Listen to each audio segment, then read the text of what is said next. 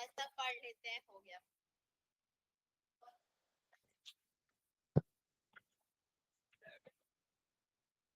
सही तो बोल रही हूँ, इकोसिस्टम पढ़ना है।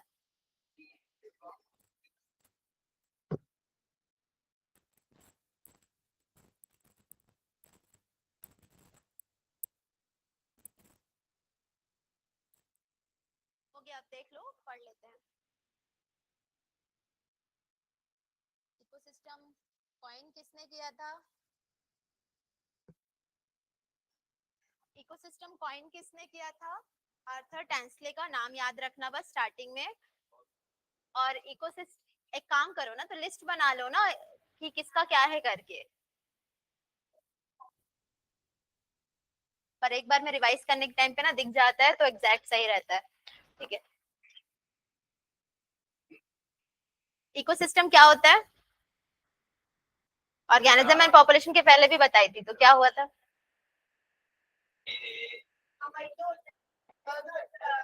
राजकुमार क्या देख रहा है?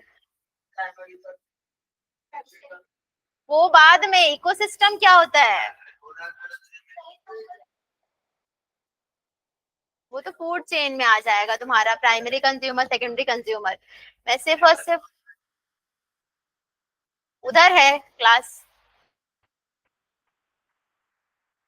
अब इकोसिस्टम मतलब लिविंग ऑर्गेनिजम्स और आसपास की जो भी सराउंडिंग्स रहेगी उसको मिला के क्या बोलते हैं, हम इकोसिस्टम बोल रहे हैं। तो किसने कॉइन किया था?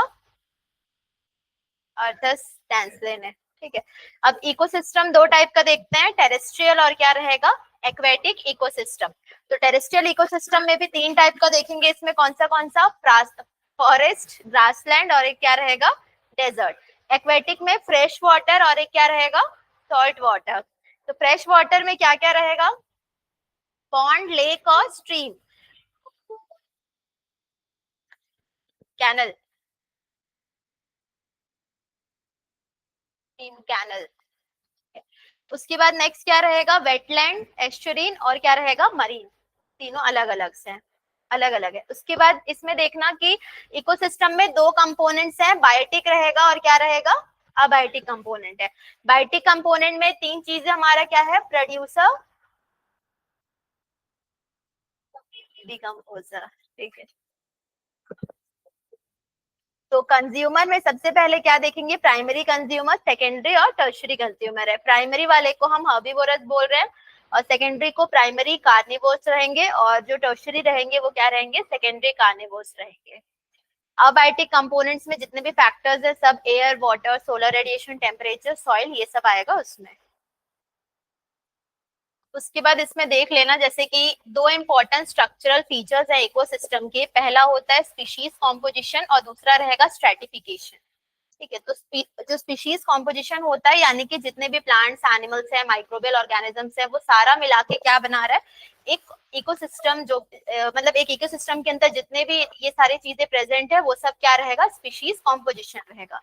लेकिन यहाँ पर स्ट्रेटिफिकेशन देखते हैं। स्ट्रेटिफिकेशन मतलब क्या है, जो भी प्लांट्स, एनिमल्स हैं उनको अलग अलग लेवल्स में डिस्ट्रीब्यूट किया गया है, उसी को हम क्या बोलते हैं, stratification. Distribution of different species occupying different levels. तो याद रखना कि स्ट्रेटिफिकेशन क्या होता है, क्या होता है।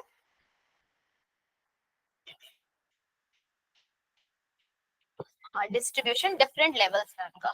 उसके बाद नेक्स्ट इसमें देखना कि स्ट्रेटिफिकेशन जैसे फॉरेस्ट में होगा और एक क्या रहेगा, डीप पॉन्ड या लेक में रहेगा। तो पहला वाला स्ट्रेटिफिकेशन में देखना, ट्रीज जैसे कि 40 फीट अबव वो क्या ऑक्यूपाई करते हैं, vertical layer of a forest. Vertical layer मतलब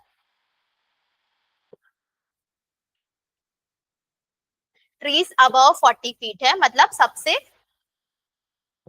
ऊपर वाला। फिर उसके बाद नेक्स्ट वाला क्या रहेगा, डेंस वाले। फिर बॉटम लेयर किसका रहेगा, हर्ब्स और ग्रासेस का। सबसे ऊपर कौन सा रहेगा, जो 40 फीट के ऊपर अबव है। फिर 30-40 वाले। फिर लास्ट में कौन सा रहेगा, हर्ब्स, श्रब्स, ग्रासेस जो भी रहेंगे ये सारी चीजें रहेंगी। तो ये एक स्ट्रैटिफिकेशन का बता रहा है एग्जांपल। इसमें भी देखना जैसे इसमें स्ट्रैटिफिकेशन होता है किसमें, डीप पॉन्ड या लेक में। तो इसमें समझना एक लिटोरल जोन है, एक लिम्नेटिक है और एक क्या रहेगा, प्रोफंडल जोन है। तीन तरीके का जोन होता है इसमें। तो जैसे कि लिटोरल जोन जो रहेगा वो क्या रहेगा, शैलो वाटर। शैलो वाटर मतलब जिसमें, हाँ कम पानी लगभग वैसा रहेगा वो है। लिम्नेटिक जोन मतलब क्या रहेगा, जहां तक लाइट पहुंच रहा है वहां तक। उसके बाद प्रोफंडल जोन मतलब क्या रहेगा, जहां पर सनलाइट बिल्कुल भी नहीं पहुंच सकता वहां पर। टाइटैनिक। हाँ तो यहाँ पर देख लो कौन सा जोन है, ये जितने भी एमर्जेंट प्लांट्स है वो है। सबसे लास्ट में कौन सा है, प्रोफंडल जोन। यहाँ पर कोई भी फोटोसिंथेटिक नहीं है, तो यहाँ पर जितने भी मड जोन है वहां पर एनारोबिक ऑर्गेनिजम्स प्रेजेंट होते हैं। उसके ऊपर देखना यहाँ पर क्या है, एक लिटोरल जोन और एक क्या रहेगा, सब लिटोरल जोन है। जो लिम्नेटिक पढ़े थे हम लोग वो रहेगा। तो यहाँ पर लिटोरल जोन में 6 मीटर्स तक, फिर लिम्नेटिक कितने मीटर्स तक रहेगा, 10 मीटर्स तक है। तो 3 तरीके का जोन रहेगा किसमें, स्ट्रेटिफिकेशन ऑफ पॉन्ड में। पहला कौन सा, littoral, second limnetic, third profundal. जो तुम्हारा लिटोरल रहेगा वो कितना है, अप्रोक्स 6 मीटर्स तक शैलो, मतलब लगभग अबव लेवल में ही रहेगा। और तुम्हारा लिम्नेटिक में क्या रहेगा, जहां तक नॉर्मली लाइट आ रही है वो रहेगा, वो है। उसके बाद प्रोफंडल मतलब उससे भी बहुत माइन्यूट अमाउंट में आती है, और नहीं भी आती है वहां पर, तो वहां पर क्या रहता है, एनारोबिक माइक्रो ऑर्गेनिजम्स ग्रो कर रहे हैं। तो ये 3 तरीके का किसमें रहेगा, कौन से जोन में, डीप पॉन्ड या लेक में रहेगा ये। ओशन में भी होता है वो, और जोन से जाता है वो, और नीचे जाएगा। फंक्शंस क्या क्या है इसके, पहला क्या है, प्रोडक्टिविटी, दूसरा डिकम्पोजिशन, तीसरा क्या है, एनर्जी फ्लो, और फोर्थ क्या है, न्यूट्रिएंट साइक्लिंग। मैं बोली थी क्या, सिलेबस देखना करके एक बार।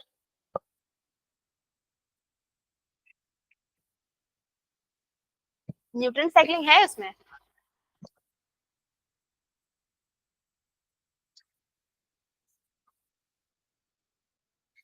अब नेक्स्ट इसमें देख लो, बाद में खोजते रहना उसको।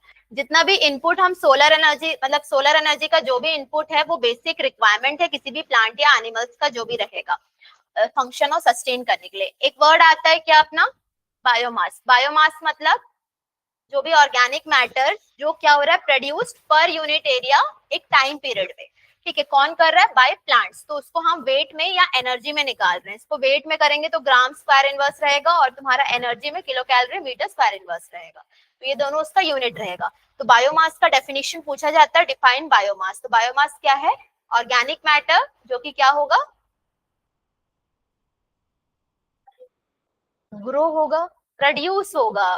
ठीक है, पर यूनिट एरिया प्रोड्यूस हो रहा है, कौन कर रहा है, प्लांट्स। ठीक है। अब नेक्स्ट देखते हैं ग्रॉस प्राइमरी प्रोडक्टिविटी, जीपीपी जो रहेगा। इसका मतलब क्या रहेगा, जो भी प्रोडक्शन हो रहा है किस चीज का, ऑर्गेनिक मैटर फोटोसिंथेसिस के टाइम पे, तो वो क्या रहेगा, ग्रॉस प्राइमरी प्रोडक्टिविटी। ठीक। उसके बाद नेक्स्ट, इसको हम मतलब किस टाइप पे मेजर करते हैं, एसिमिलेशन नंबर। इसका मतलब कितना CO2 फिक्स किया है कोई भी क्लोरोफिल, एक घंटे में कितना ग्राम ऑफ CO2 फिक्स किया है। माइक्रोस्कोप में नहीं, वो उसका तुम्हारा माइक्रोस्कोप मुंह में आ रहा था पहले, तो वो निकला नहीं, तो इंस्ट्रूमेंट का नाम भूल गई, देखना पड़ेगा। क्योंकि बैक्टीरियल काउंट्स भी हम निकालते हैं ना, तो वैसा रहता है उसी में। नहीं, बैक्टीरियल काउंट दोनों तरीके का अलग अलग आता है। हम स्टेराइल डाइल्यूशन करते हैं उसके बाद निकालते हैं, तो सब चीजों का सेल का उसको ब्रेक करने के बाद पूरा रहेगा। तो वो है, तो कितना CO2 वो फिक्स कर पा रहा है, वो जैसे साइकिल में कितना CO2 फिक्सेशन होता है वो निकालते हैं ना, तो वैसा रहेगा इसमें। तो ग्रॉस प्राइमरी प्रोडक्टिविटी में क्या रहेगा, पहला कि कितना क्या हो रहा है, प्रोड्यूस हो रहा है ऑर्गेनिक मैटर। उसके बाद तुम लोग का इसको किस तरीके से मेजर कर रहे हैं हम, एसिमिलेशन नंबर, मतलब क्या रहेगा कि कितना CO2 फिक्स कर रहे हैं, हाँ, by a gram of chlorophyll in an hour. तो इसको वैसे ही निकालते हैं। इसके बाद नेक्स्ट देखना, नेट प्राइमरी प्रोडक्टिविटी रहेगा। तो नेट प्राइमरी प्रोडक्टिविटी मतलब क्या रहेगा, जो भी अमाउंट ऑफ एनर्जी अवेलेबल रहेगा कुछ एनर्जी यूटिलाइज करने के बाद, मतलब रेस्पायर करते हैं हम, उस टाइम पे कुछ एनर्जी हम यूटिलाइज कर देते हैं, तो उसके बाद जो नेट प्राइमरी प्रोडक्टिविटी बचा हुआ रहता है उसको बोल रहे हैं। तो इसमें क्या बोल रहे हैं, जीपीपी माइनस आर, यानी कि ग्रॉस से जो भी रेस्पिरेटरी लॉसेस हो रहा है उसको माइनस करेंगे तो क्या आ जाएगा, एनपीपी आ जाएगा। तो अमाउंट ऑफ एनर्जी जो भी अवेलेबल रहेगा किसके लिए, प्रोड्यूसर्स के लिए, ताकि वो कंज्यूम कर सके, उसको हम नेट प्राइमरी प्रोडक्टिविटी बोल रहे हैं। क्या होता है,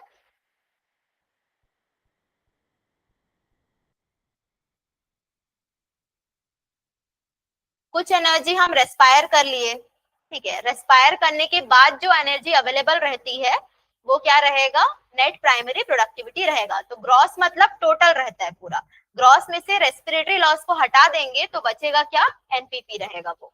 उसके बाद फैक्टर्स क्या क्या अफेक्ट कर रहे हैं, जैसे कि प्लांट स्पीशीज है किसी पर्टिकुलर एरिया में, या न्यूट्रिएंट्स की अवेलेबिलिटी हो गई, या फिर फोटोसिंथेटिक कैपेसिटी हो गया प्लांट्स का, या फिर एनवायरमेंटल फैक्टर्स हो गए।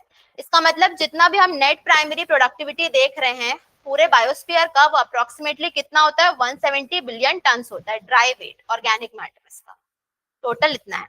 और जो प्रोडक्टिविटी है ओशियंस का वो 55 बिलियन टन होता है, बाकी लैंड में है। तो ये क्या है, नेट प्राइमरी प्रोडक्टिविटी। तो जीपीपी और एनपीपी में डिफरेंस क्या है,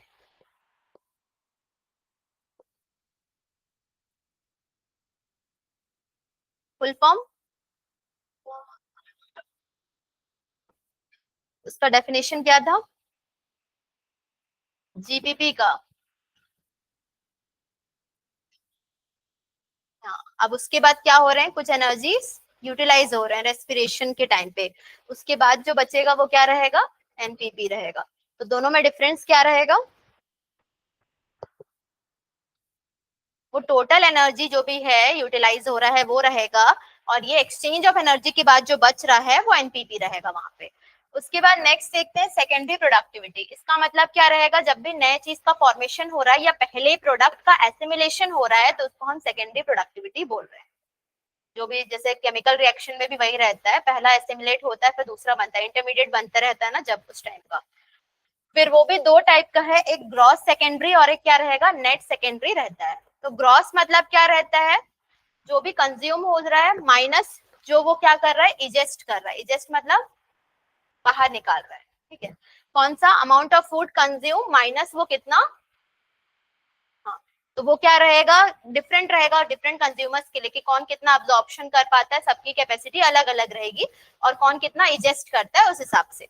और नेट सेकेंडरी में क्या रहेगा कि कितना रीसिंथेसाइज कर पा रहा है ऑर्गेनिक मैटर को, किससे कंज्यूमर जो है वो कितना रीसिंथेसाइज कर पा रहा है। मतलब हम कुछ भी चीज जैसे कि प्लांट्स इनटेक कर रही है उसको निकाल भी रही है बाहर, जैसे कि ऑक्सीजन वो क्या कर रहा है, ऑक्सीजन सॉरी कार्बन डाइऑक्साइड वो इनटेक कर रहा है, कार्बन डाइऑक्साइड कुछ अमाउंट में वो रिलीज भी करेगा, तो वही उसको माइनस कर रहे हैं, कितना फूड वो कंज्यूम करेगा और कितना फूड वो बाहर देगा, तो वो दोनों को। और नेट सेकेंडरी में क्या करेगा कि कितना वो वापस रीसिंथेसाइज कर रहा है मैटर को, वो चीज रहेगा। तो वो कितना रहता है, 10% रहता है। 10% लॉ याद है तुम लोग को थोड़ा सा भी, हाँ। तो यहाँ पर पहले देखना कि डीकम्पोजिशन का प्रोसेस क्या क्या है। सबसे पहला क्या रहेगा, फ्रेगमेंटेशन। फ्रेगमेंटेशन मतलब हाँ, किसी भी चीज को हम क्या करें, सेपरेट फ्रेगमेंट्स में वो क्या हो रहे हैं, डिवाइड हो रहे हैं, तो वो रहेगा। जैसे कि किससे हो रहा है, वो डेट्रेटिव बोर्ड से हो रहा है। डेट्रेटिव बोर्ड्स मतलब जो कि डेड और डीके पे फीड करते हैं, तो वो क्या रहेगा, अर्थवर्म। अर्थवर्म उसको फ्रेगमेंट्स में कट कर रहा है। उसके बाद क्या कर रहे हैं, लीचिंग। लीचिंग सारे प्रोसेस याद रखना। लीचिंग में क्या रहता है, जो भी सॉल्यूबल इनऑर्गेनिक मैटर्स जितने भी हैं सॉइल में वो क्या हो रही हैं, उसमें पर्कुलेशन बोल रहा है। इसमें क्या कर रहा है, वो धीरे धीरे उसको जैसे एक टफ मटेरियल है उसको डिवाइड करके उसको और स्मॉल स्मॉल, यानी कि उसको एकदम ना किसके जैसा, रेत जैसा बनाना, सैंड जैसा बनाना जिसको बोल रहे हैं, वो पर्कुलेशन रहेगा। क्योंकि पर्कुलेशन में ना कुछ अमाउंट में एयर भी उसके अंदर प्रेजेंट रहेगा, इसलिए हवा जैसा थोड़ा सा मतलब उसके अंदर रहेगा। क्योंकि सैंड लाइट होता है, सैंड के पार्टिकल जो रहती हैं वो क्या रहेगा, पूरे फाइन नहीं रहते हैं ना अच्छे से, तो वो। फिर कैटाबॉलिज्म होता है, जितने भी फंगल बैक्टीरियल एंजाइम्स है उसके बाद वो क्या करते हैं, कॉम्प्लेक्स ऑर्गेनिक कंपाउंड को सिंपलर में डिवाइड मतलब ब्रेक डाउन करते हैं। उसके बाद ह्यूमिफिकेशन होता है, यहाँ बहुत धीरे धीरे होने लगता है, तो ये क्या करने लगता है कि डार्क कलर्ड सब्सटेंस यानी कि ह्यूमस का फॉर्मेशन करता है। उसके बाद मिनरलाइजेशन होता है, जैसे ही ह्यूमस डिग्रेड हो जाता है तो वहां से क्या होता है, मिनरल्स रिलीज होना शुरू होते हैं। मिनरल्स मतलब कौन से रहेंगे, कैल्शियम इज अ मिनरल, बोलो आगे। प्लांट्स में लगभग मैग्नीशियम होगा, और क्या कार्बन साइक्लिंग होगा, और क्या फॉस्फोरस रहेगा, पोटेशियम भी रहेगा, ठीक है। तो ये अलग अलग प्रोसेस के थ्रू कैसे वो एब्जॉर्ब हो रहा है, ये डीकम्पोजिशन का प्रोसेस रहेगा पूरा। तो डीकम्पोज कौन से प्रोसेस से हो रहा है, पहला फ्रेगमेंटेशन, फिर क्या होता है लीचिंग, लीचिंग के बाद कैटाबॉलिज्म के बाद ह्यूमिफिकेशन, फिर क्या रहेगा, मिनरलाइजेशन।